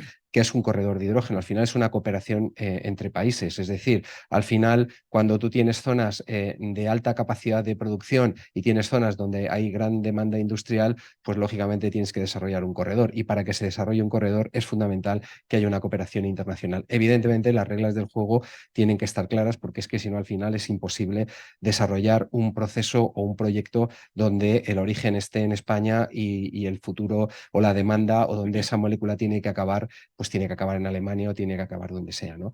En cualquier caso, desde Nagas estamos trabajando lógicamente para vertebrar, digamos, todo ese paquete de infraestructuras y además también con un perfil claro de vocación de utilidad pública y de servicio público, y siempre además pensando que lo primero que tenemos que hacer, lógicamente, es descarbonizar nuestra economía, dar sentido, digamos, a nuestra economía y, lógicamente, como confiamos en que en España hay capacidad para poder, digamos, exportar y producir, digamos, no solo para nuestras necesidades, sino para el resto, pues creo que ahí esa solidaridad desde el punto de vista de cooperación internacional permitirá, digamos, hacer estos corredores internacionales y estas conexiones internacionales en las que nosotros llevamos trabajando ya más de 2 años.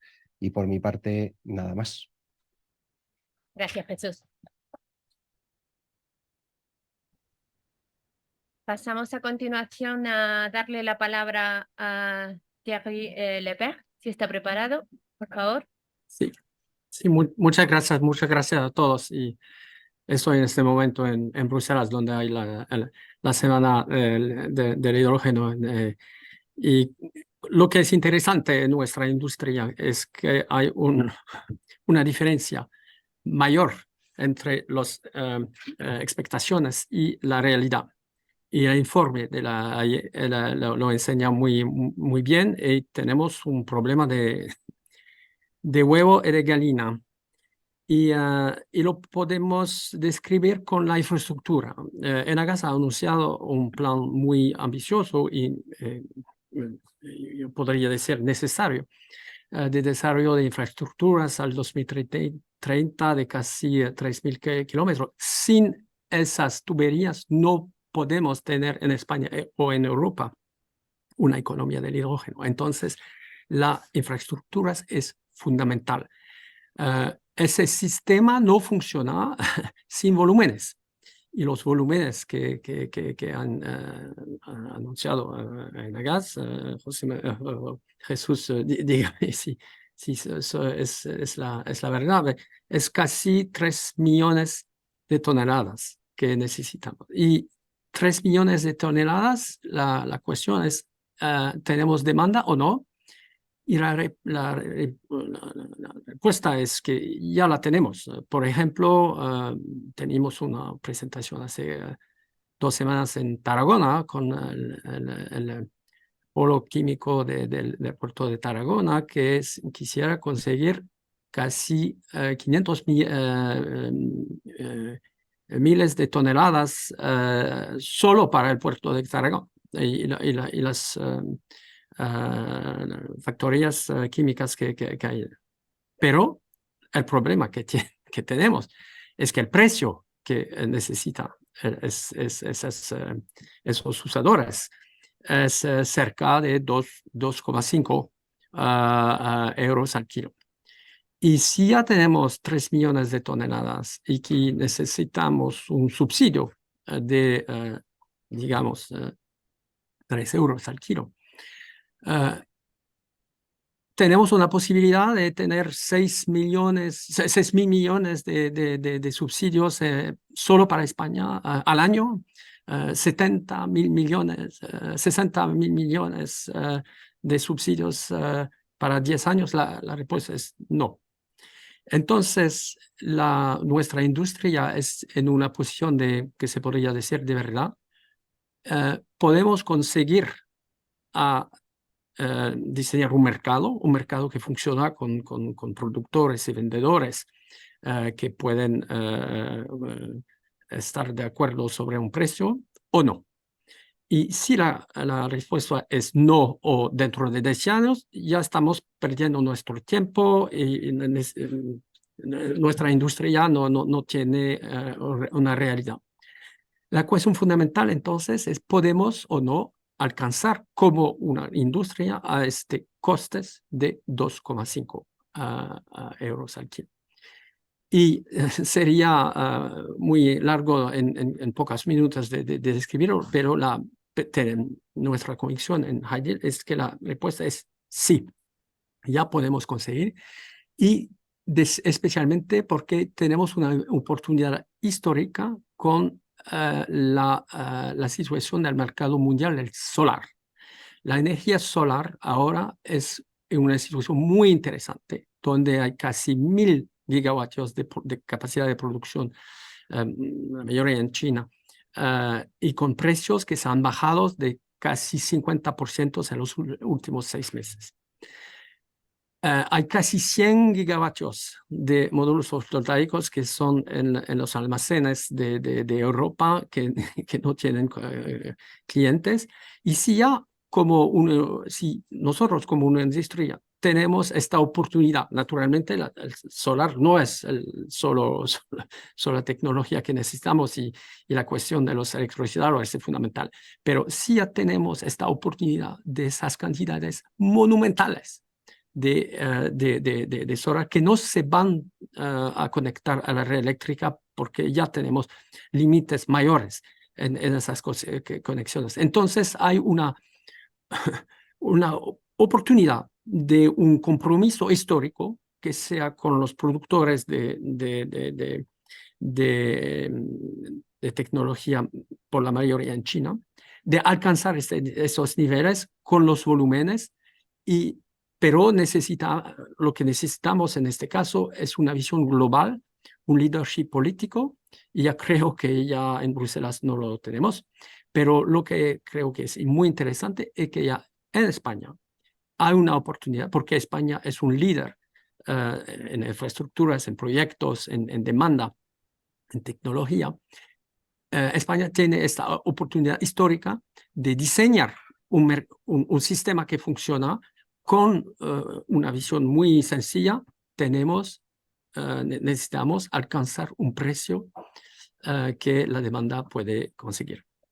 Thierry, 5 minutos, ¿ha terminado? Sí, yo termino. Sí, perfecto. Vale, muchísimas gracias.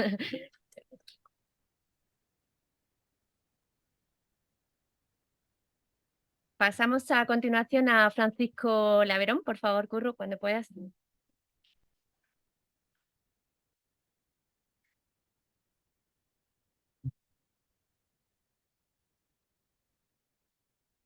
Muchas gracias a todos. José Miguel, Arcadio, Ana. Bueno, la verdad es que Arcadio, el informe no nos lo hemos leído entero, pero la verdad es que nos leemos por todo lo que podemos de todos los informes que saca la agencia, ¿no? Son súper interesantes.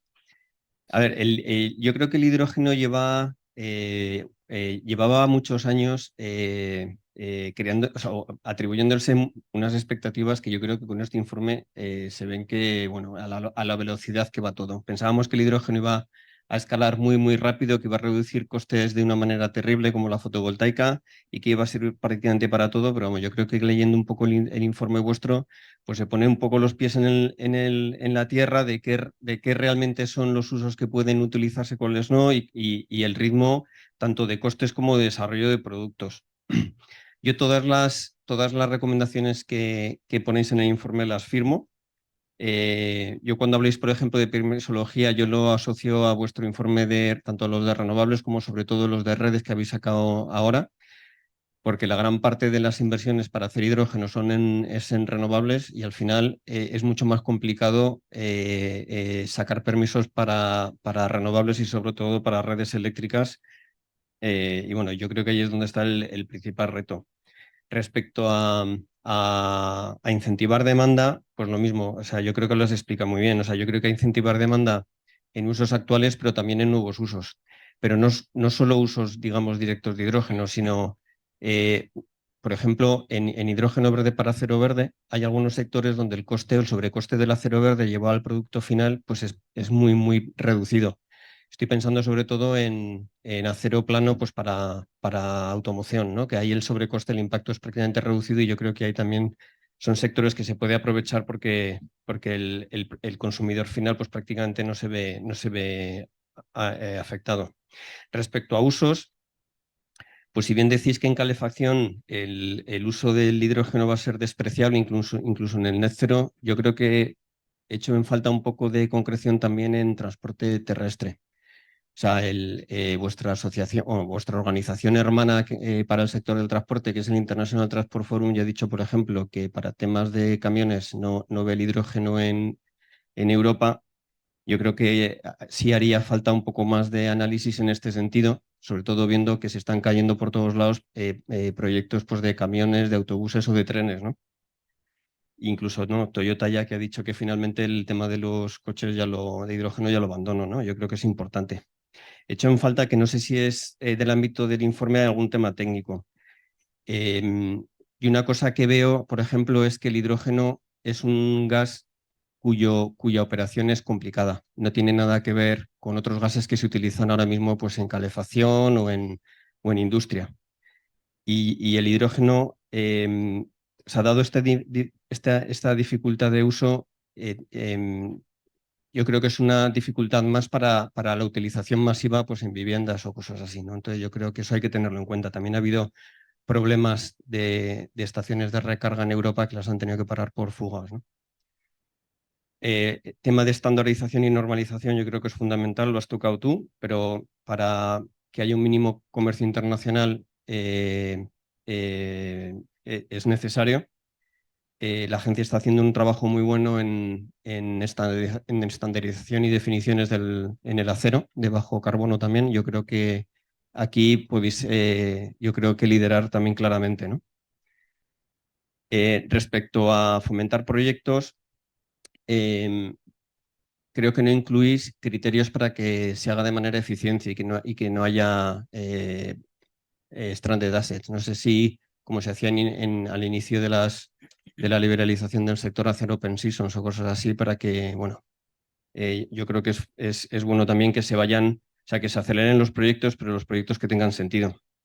Y hay un punto que ya se ha tocado algo y yo quiero también recargar, que son las ayudas. O sea, ahora hay ayudas que están siendo difíciles, probablemente no sean suficientes, pero es para una primera ola de proyectos. Y lo que tenemos que estar pensando es cómo vamos a financiar o cómo se van a financiar las segundas olas de proyectos que van a ser o que deberían ser cantidades muchísimo mayores y en los que todavía el coste del hidrógeno verde o el descarbonizado sigue sin ser competitivo.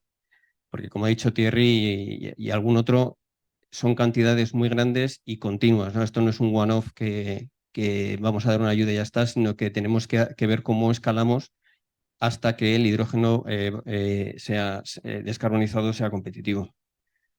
Y es todo esto. Muchas gracias.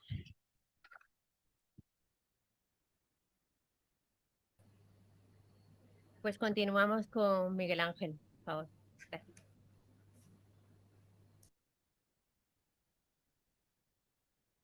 Bueno, buenos días a todos. Gracias a la organización en el club. Gracias, José Miguel, por el informe. La verdad que, bueno, como ya han comentado mis compañeros, pues desde Naturgy también pues muy alineados con las conclusiones que exponéis, ¿no? Y bueno, tratando de definir con una palabra el estado del desarrollo en España ahora mismo, pues diríamos que es incertidumbre, ¿no? De forma general, un proyecto de hidrógeno pues engloba varios sectores, ¿no? Tenemos una producción de energía renovable, tenemos una producción del hidrógeno en sí, un almacenamiento y un transporte, una infraestructura que ya hemos comentado, y un consumo final, ¿no? Entonces hay varias interacciones entre ellos, pues bueno, pues que es necesario ajustar y que generan una incertidumbre al sector, ¿no? A la hora de plantear un proyecto nuevo, ¿no? Pues plantear un modelo de negocio, pues digamos que tenemos un insumo, ¿no? Una materia prima, que es en el caso del hidrógeno, pues básicamente la electricidad y algo de agua. Una tecnología para hacer esta transformación del insumo que hay que comprar al producto final y un producto final que hay que vender, ¿no? Entonces, todas las partes tienen sus incertidumbres, ¿no? En cuanto a los insumos, pues bueno, la electricidad, ya se ha comentado también que es un 60-70% del coste del hidrógeno, ¿no? Y el mercado eléctrico pues ha tenido una volatilidad en los últimos tiempos pues importante, ¿no? También, bueno, pues será difícil de predecir a futuro, ¿no? Hay curvas de consultoras especializadas que dan una bajada generalizada de precios que, bueno, vendrá bien al hidrógeno, pero también retrasará el despliegue de las renovables y demás. Entonces, bueno, pues un sector que también genera una incertidumbre, ¿no? También la normativa que define, para definir cuándo la electricidad que consume un hidrógeno es renovable, los famosos actos delegados, pues se han definido en febrero de este año, ¿no? En febrero del 23, cuando la normativa RED II fijaba como fecha límite el 31 de diciembre del 21, ¿no? Vamos con retraso, ¿no? La regulación va con retraso y genera incertidumbre, ¿no? Si bien va avanzando, vamos dando pasos, pero vamos lentos, ¿no? En cuanto a la tecnología, pues también tenemos que avanzar en las garantías que van a ofrecer tecnólogos, EPCistas, para poder monitorizar y garantizar un desempeño de los activos, unas degradaciones y unos mantenimientos de los equipos. El reto tecnológico también se ha comentado en José Miguel en el informe, pues bueno, hay que hacer un incremento de la capacidad de producción de electrolizadores pues muy grande, ¿no? Que va a suponer un reto importante para los fabricantes, ¿no? Y por último, bueno, yo creo que ya se ha comentado varias veces, hace falta un comprador, ¿no? Hace falta un comprador comprometido a comprar unos determinados volúmenes a un precio durante un tiempo, ¿no? El hidrógeno, pues bueno, pues a día de hoy no es competitivo con respecto a los combustibles fósiles que sustituye. Por lo tanto, es difícil tener esto asegurado a la hora bueno, pues como promotor, como inversor, poder acometer un nuevo proyecto, ¿no? Sin demanda, pues no hay proyecto. Y con estas volatilidades que tenemos, pues tenemos una incertidumbre, ¿no? Para poder desarrollar un proyecto, ¿no? Bueno, estas incertidumbres pues permiten desarrollar proyectos pequeños, proyectos pilotos, pero a grandes escalas, pues bueno, pues se hace difícil, ¿no? Asumir estos compromisos. No obstante, vemos que es una incertidumbre, por así decirlo, una incertidumbre optimista, ¿no? Vemos que los objetivos se han ido aumentando en la Unión Europea sucesivamente, ¿no? Y en el mundo, ¿no? Tenemos unos objetivos ambiciosos. No van al ritmo, la regulación y el tema de las ayudas que se ha comentado no va al ritmo que debiera, pero bueno, algo se está haciendo, ¿no? Entonces, bueno, pensamos que es cuestión del ritmo, ¿no? Del ritmo que tengamos, que sigamos para cumplir esos objetivos. Pero está claro que la oportunidad, y más para España, con las condiciones que tiene, pues hay que aprovecharla, ¿no? No nos queda otra. El hidrógeno más barato en Europa se va a producir en España, ¿no? Por el recurso solar que tenemos, ¿no? Entonces hay que aprovecharlo y bueno, pues yo creo que ya se han comentado también, son necesarias medidas para fomentar, para hacer ese despliegue inicial del hidrógeno, ¿no? Para hacer que los proyectos iniciales pues vean la luz, para que vayamos abriendo el mercado, ¿no?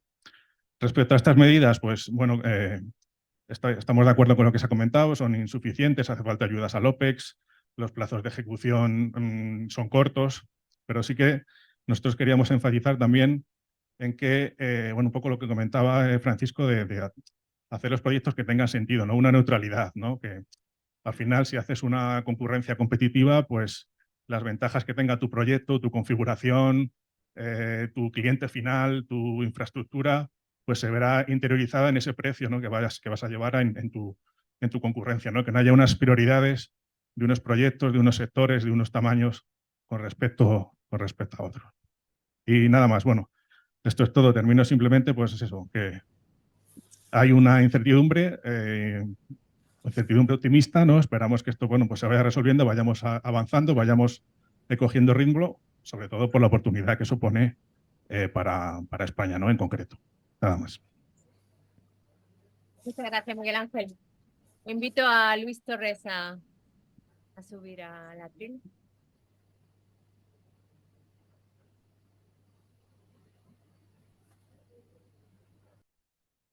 Pues nada, muchas gracias al Club Español de la Energía. Muchas gracias, José Miguel, en representación de la Agencia Internacional de la Energía. Y bueno, voy a tratar de aportar un par de granitos más por cambiar, digamos, lo que han dicho otros compañeros en esta, más que mesa redonda, línea redonda, ¿no? Yo creo que es importante entender cuál es el objetivo macro que pretende atraer el hidrógeno renovable en particular. Y no es otro más allá que intentar sustituir lo antes posible el gas natural. No se nos tiene que olvidar. Y eso lo estamos viendo que aporta en particular para Europa dos elementos adicionales de altísimo valor. El primero es la soberanía energética, que no tenemos con los combustibles fósiles, y en segundo lugar, lógicamente, los planteamientos de cambio climático y de descarbonizar la economía. Por lo cual, el apoyo inmediato al desarrollo de hidrógeno renovable en el conjunto de los Estados miembros de la Unión Europea debe de ser una altísima prioridad. Y para que esa prioridad sea una realidad, significa poner en marcha de manera inmediata una serie de mecanismos. Hemos hablado de regulación, hemos hablado de ayudas públicas. No es solamente, digamos, esos dos componentes. Por supuesto que recibimos de manera muy satisfactoria el esfuerzo que está haciendo el Grupo Enagas para tener esta infraestructura dedicada en el 2030, pero la pregunta que hago es ¿qué hacemos de aquí al 2030? Hay una solución y hay mecanismos de transición. El mecanismo de transición que quiero lanzar aquí es lo que llamamos el blending, que se nos permita mezclar el gas natural con la producción de hidrógeno renovable. Eso se habla de ello muy, digamos, a nivel preliminar. Parece que la CNMC y Enagas GTS están trabajando en ello. En algún momento saldrá esa iniciativa junto con el MITECO, pero es un mecanismo que necesitamos de manera inmediata para poder, digamos, poner en marcha y valorizar un conjunto de proyectos, puesto que la inmensa mayoría de los proyectos, la demanda y la producción no están en el mismo sitio. Efectivamente, en España hablamos de valles de hidrógeno, pero no dejan de ser proyectos piloto o, digamos, muy poco representativos. Recordar otro factor inherente al hidrógeno renovable, la no volatilidad. Es verdad que tenemos un gap muy relevante entre los 40 euros de megavatio hora, más o menos, del gas natural, frente al coste actual de producción del hidrógeno renovable en el entorno de los 100 megavatios hora, pero ese gap lo iremos, digamos, cerrando, ya sea con ayudas o ya sea con el desarrollo tecnológico. Lo importante es que podamos empezar a desempolvar la demanda y atender la demanda más allá, como digo, de los valles de hidrógeno. Por supuesto que sí a la compatibilidad de ayudas de CAPEX y de OPEX, y si me dan a elegir, diría OPEX, OPEX y OPEX, lo tengo clarísimo. ¿Por qué? Porque es lo que va a recibir finalmente el usuario final del hidrógeno, ya sea un usuario actual de hidrógeno o un usuario actual de gas natural. Y en línea con este tema de ayudas, tremendamente relevante también ayudar al usuario final que hoy está quemando gas natural o está utilizando hidrógeno de diferentes colores, y el mecanismo que va a permitir desempolvar esa demanda van a ser las ayudas fiscales. Las ayudas fiscales que ya están planteando otros territorios, como es Norteamérica, en particular, Estados Unidos, el IRA, que más allá de las ayudas a López al CAPES, está trabajando muy bien en los Investment Tax Credit o reducciones fiscales, que creemos que en Europa tienen que ser muy, digamos, ponernos en marcha. Sí al mecanismo de la subasta o del Banco Europeo de Hidrógeno, pero absolutamente insuficiente los 800 millones de euros.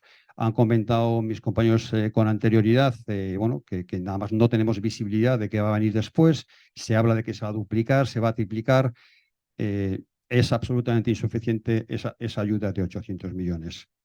Y por último, me quería resaltar un último ejemplo que creo que es relevante para todos nosotros. Nuestro mercado vecino, que es Portugal, va a poner en marcha una subasta de 120 gigavatios hora, dedicado sí o sí, digamos, en particular al blending. Es decir, lo que va a permitir es poder inyectar hidrógeno renovable y biometano, el conjunto de gases renovables, tanto en las redes de distribución de gas natural como en las redes de transporte de gas natural. A nosotros nos parece un mecanismo tremendamente, digamos, rápido o innovador. Nos permite descarbonizar nuestra red digamos, existente de gas natural. Y quiero también comentar que recientemente Sedigas lanzó las conclusiones de un informe en donde se hablaba de que la red española actual de gas natural se podría llegar digamos, a acoger hasta un 20% de hidrógeno renovable o de gases renovables con inversiones inferiores a 100 millones de euros. Las inversiones que estamos hablando ahora, que son del orden de miles de millones, frente a 100 millones, sinceramente serían peanuts, ¿no? En modelo digamos, anglosajón. En resumidas cuentas, sí al hidrógeno renovable, sí a la compatibilidad de las ayudas. Necesitamos el mecanismo de regulación del blending lo antes posible y, por supuesto, todo lo que podamos acelerar la infraestructura dedicada, pues bienvenida. Muchas gracias. Gracias a ti, Luis. Pasamos la palabra ahora a Aitor Arzuaga. Hola, sí. Buenos días. Bueno, pues ya un poquito rápido porque creo que estamos fuera de tiempo, ¿no? Para la jornada. Yo voy a remarcar simplemente las cuestiones que a mí me han parecido más claves y que estamos muy alineados con las conclusiones.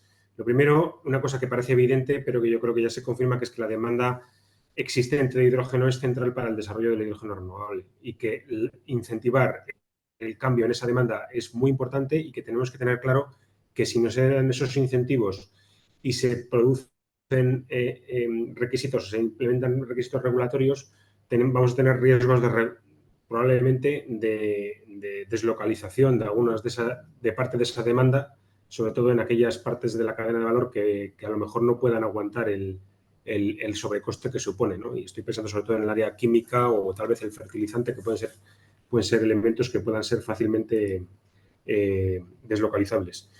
El segundo punto es que, como han dicho ya prácticamente todos los ponentes, la regulación nos parece clave, ¿no? Por una parte, el requisito de adicionalidad nos genera una presión sobre las renovables en cuanto a permitting, en cuanto a precio, en cuanto a plazo, que es inflacionario en el hidrógeno renovable. Y entonces tenemos que tener claro que poniendo requisitos sobre hidrógeno renovable estamos poniendo requisitos triplicados sobre la renovable base que alimenta a esta infraestructura. Y el segundo, que a mí me parece ya, porque el tema de la adicionalidad tiene un soporte intelectual importante, pero el tema de la correlación horaria ya me parece una cosa que directamente no es un tiro en el pie, es un tiro en la cabeza. Cuando vemos que otras regiones como Japón o India están poniendo requisitos de bajo carbono, de que si el carbono tiene menos de 2 kilos de CO2 por kilo de hidrógeno producido, ya lo consideran low carbon. Y aquí ponemos la correlación horaria, que básicamente nos va a obligar a una sobrecompra de renovables para poder producir el hidrógeno, sobre todo en las aplicaciones que lo requieren en producción constante en 24/7, o bien nos arriesgamos a que el hidrógeno no pueda ser certificable y por lo tanto tendrá valor de gris, que equivaldrá a casi nada en un futuro cercano. Pues realmente el tema de la correlación horaria, si yo pudiera poner el punto en el requisito regulatorio más clave para, a nuestro juicio, el desarrollo, sería el de la correlación horaria. Nos va a suponer que el hidrógeno renovable europeo sea el más caro del mundo. El tercero, para mí, el tema del apoyo y como decía el anterior ponente, el tema del OPEX. O sea, el CAPEX está bien, pero el CAPEX no nos mueve la aguja. El OPEX es lo que nos va a determinar que el hidrógeno renovable pueda ser competitivo a futuro en una serie de sectores, con lo cual conviene que lleguen ayudas y que lleguen pronto, porque, por ejemplo, que sea algo más ágil que lo que nos está pasando. Y aquí con varios de los ponentes compartimos el hecho de que tenemos proyectos IPCEI aprobados y reconocidos, que se aprobaron a nivel europeo a finales del año 2022 y parece que la ejecución de los planes de ayuda será en torno a primavera o verano del 24. Para esa fecha, otros proyectos europeos IPCEI en países como Alemania y Holanda probablemente estén acercándose a la puesta en marcha. Entonces, eso tenemos que tener en cuenta, que estamos yendo muy despacio en la ejecución de las ayudas. Y por último, un comentario sobre la importancia de las ayudas al transporte del hidrógeno. El hidrógeno actual es un negocio regional de proximidad y la tendencia natural es que siga siendo un negocio de proximidad por su dificultad en el transporte. Con lo cual, si no se pone una incidencia importante en facilitar el transporte tanto por tubería como transporte mediante otros carriers, pues no va a ocurrir de forma sencilla, ¿no? Yo simplemente indicar que estamos contemplando el tema del transporte como amoníaco, pero la visión que tenemos nosotros es que los grandes puertos europeos, sobre todo puertos con un peso digamos, urbano importante, se les empieza a ver con ciertas reticencias a la hora de clasificar o reclasificar nuevos entornos para que puedan trabajar con amoníaco. Y aquí tal vez otros carriers orgánicos pueden jugar un valor. Muchas gracias. Muchas gracias a ti, Aitor. Y llegamos ya al final con José Miguel Macho, por favor.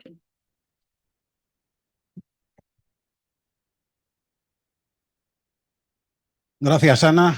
José Miguel Arcadio, un placer estar aquí con vosotros hoy. Yo voy a traer una perspectiva un poco distinta que no se ha mencionado hasta ahora. Y quiero empezar con una obviedad. Sin fabricantes, sin tecnólogos, sin proveedores de tecnología, no va a haber transición energética, no va a haber hidrógeno y no va a haber descarbonización. Es una obviedad, pero creo que los fabricantes y los tecnólogos somos los grandes olvidados en toda esta nueva economía que estamos tratando de sacar adelante. Y no veo en las conclusiones muchas referencias a los fabricantes y en las 2 horas que llevamos, el único que ha hecho alguna pequeña mención, Miguel Ángel, gracias por mencionarlo y por acordarte de nosotros. Repito, sin nosotros no va a haber transición ecológica y no va a haber hidrógeno. Las cadenas de suministro están en general muy tensionadas, como seguramente muchos de vosotros ya conocéis. El que tiene un transformador hoy en día tiene un tesoro. Y no descarto que de aquí a no mucho tiempo, el que tenga un transformador, el que tenga un electrolizador o el que tenga un compresor, tenga un tesoro. Eso va a venir. Lo tenemos a las puertas. Los fabricantes vamos a tener que hacer grandes inversiones para poder acometer o ampliar nuestras fábricas y poder ser capaces de cumplir con todas las expectativas que toda la industria está poniendo en nosotros. Vamos a tener que acometer grandes inversiones en un entorno relativamente complicado. Muchas de las compañías, muchos de los proveedores cotizamos en bolsa. Os invito a que veáis las noticias que salen en general de muchos proveedores, algunas de hace unos días, otras de hace unas semanas, algunas ya de hace unos años. Estamos muchos de los fabricantes en una situación complicada que no ayudan, desde luego, a que acometamos estas grandes inversiones. Y además de todo esto, en un entorno de altos tipos de interés que hacen que la rentabilidad que pidamos a esas inversiones es más elevada. Con lo cual, la situación para invertir en nueva capacidad no es fácil. Y aún así, yo creo que los fabricantes en general estamos dispuestos a acometer esas inversiones. Nosotros, por ejemplo, en Siemens Energy hemos inaugurado una fábrica nueva de electrolizadores hace un par de semanas en Berlín y tenemos planes para que esa fábrica crezca. Y en general, es un ejemplo, pero yo creo que toda la industria sí está dispuesta a acometer esas inversiones. ¿Qué pedimos para que podamos acometer esas inversiones? Básicamente dos cosas. La primera es que tengamos un volumen de negocio, un volumen de proyectos predecible. De todo esto, de esa predecibilidad de ese nuevo mercado, creo que habéis hablado hasta ahora mucho, los retos, los problemas, etcétera, etcétera. No voy a entrar más en eso. Lo segundo que pedimos es unas reglas del juego claras. ¿Esto qué significa? Pues ahora cuando estaba tomando un café a la entrada, estaba hablando con Luis, que me comentaba que él estuvo trabajando en BP Solar, con la fábrica de Alcobendas y luego en Tres Cantos y tal. ¿Dónde quedó eso de BP Solar en Alcobendas? Pues ese es el problema. ¿Dónde quedó BP Solar en Alcobendas? La industria fotovoltaica moderna se originó en Europa en los años 2000. ¿Dónde está ahora todo eso? ¿Dónde ha quedado toda la tecnología, el valor añadido, los empleos? Ese es el problema. Con la industria eólica está pasando algo parecido. La industria eólica en general está ahora mismo en un punto de inflexión. De las decisiones que tomemos en los próximos 1 o 2 años dependerá que con la industria eólica pase lo mismo que con la fotovoltaica o podamos seguir manteniendo en Europa el liderazgo tecnológico y tengamos empleos de alto valor añadido. ¿Qué va a pasar con la industria de electrólisis? Con toda la tecnología que se está desarrollando principalmente en Europa. ¿Va a pasar lo mismo? Necesitamos los fabricantes unas reglas de juego claras y tienen que venir asociadas a una política industrial que permita que Europa siga manteniendo el desarrollo tecnológico en tecnologías de hidrógeno a corto, medio y largo plazo y que ese desarrollo tecnológico permita empleos de alto valor añadido aquí en Europa también. Creo que se ha mencionado en la reunión que el CAPEX no es el problema. La viabilidad depende del OPEX. Me parecería un error como sociedad que nos dediquemos a arañar un poquito de CAPEX a los fabricantes y poner en riesgo la independencia y el liderazgo tecnológico de Europa simplemente para añadir unos céntimos al coste final del hidrógeno y que al final todo eso acabe revertiendo en empleos, tecnología, en otras partes del mundo. Acabo con un comentario final. La geopolítica ha vuelto para quedarse. Creo que en Europa hemos aprendido ya cuáles son los riesgos de depender energéticamente de según qué países. Esperemos que con esta nueva economía del hidrógeno que se está creando no acabemos dependiendo también tecnológicamente de según qué países. Gracias. Muchas gracias. Gracias a todos. Arcadio.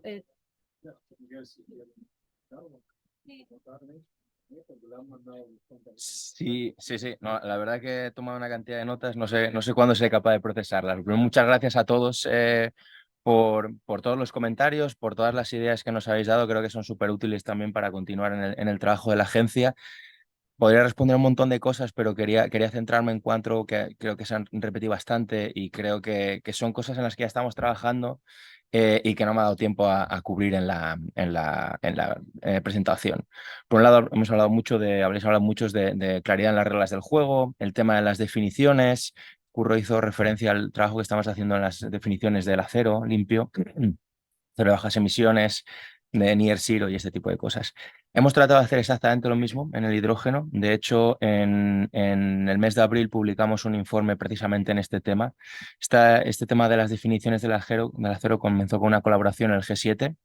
Tratamos de hacer exactamente lo mismo en el tema del hidrógeno y ahí nos encontramos con una barrera insalvable, y es que si bien el G7 tiene sus problemas a la hora de definir cosas como el acero limpio, las visiones en el tema de lo que es hidrógeno limpio o no limpio, cualquier término que queramos utilizar, son enormemente encontradas. Entonces, eso es un tema en el que por eso hemos puesto la recomendación de fomentar la cooperación internacional, tratar de llegar a acuerdos en cuanto al tema de la utilización de la intensidad de la producción de carbono, porque incluso en foros en los que se supone que las visiones tienen que estar alineadas, países con muchos temas en común, mucha cooperación, nos hemos encontrado con una barrera enorme. Entonces, bueno, vamos en esa línea, pero no la esperaría yo en los próximos años, igual que hemos visto la del acero. Veremos, eso por un lado. Otro tema, el tema del uso en el transporte. No puedo entrar mucho en lo que nosotros proyectamos en las demandas de nuestro escenario de Net Zero, pero bueno, hemos sacado una actualización ahora en septiembre y hemos visto una caída importante del papel del hidrógeno a 2030 en nuestro escenario de cero emisiones netas. Por muchos motivos. Uno, que si vamos 2 años atrás, habíamos esperado un progreso en estos 2 años que no hemos visto. Y otro, pues hemos visto que hay tecnologías que están avanzando muchísimo más rápido en otras aplicaciones, con otros tipos de vectores energéticos, y creo que un caso es el tema del uso eléctrico para camiones eléctricos. Estamos de acuerdo con esta visión que tienen también nuestros colegas del ITF de que en Europa va a tener un uso bastante limitado, pero creemos que hay otras regiones en las que todavía el uso de hidrógeno en camiones particularmente puede tener un rol. Al final en Europa tenemos una infraestructura eléctrica muy potente.